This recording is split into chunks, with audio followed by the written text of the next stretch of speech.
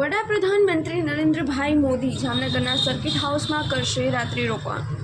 આજથી દેશના વડાપ્રધાન નરેન્દ્રભાઈ મોદી ગુજરાતના પ્રવાસે આવી રહ્યા છે। તેઓ 24મી તારીખે જામનગરના સર્કિટ હાઉસમાં રાત્રિ રોકાણ કરશે અને અહીંથી તેઓ સર્કિટ હાઉસથી દિગ્જામ સર્કલ સુધી રોડ શો કરાશે અને ત્યારબાદ દ્વારકામાં સિગ્નેચર બ્રિજનું લોકાર્પણ કરશે। વડાપ્રધાન સાથે મુખ્યપ્રધાન ભૂપેન્દ્ર પટેલ પણ જામનગરના સર્કિટ હાઉસમાં રાત્રે રોકાણ કરશે। જામનગરમાં ચુસ્ત સુરક્ષા બંદોબસ્ત ગોઠવવામાં આવ્યો છે। વિવિધ સુરક્ષા એજન્સીઓ દ્વારા શહેરમાં જુદી જુદી જગ્યાએ ચેકિંગની કામગીરી હાથ ધરવામાં આવી છે, તો સર્કિટ હાઉસમાં પોલીસ પહેરો ગોઠવવામાં આવ્યો છે।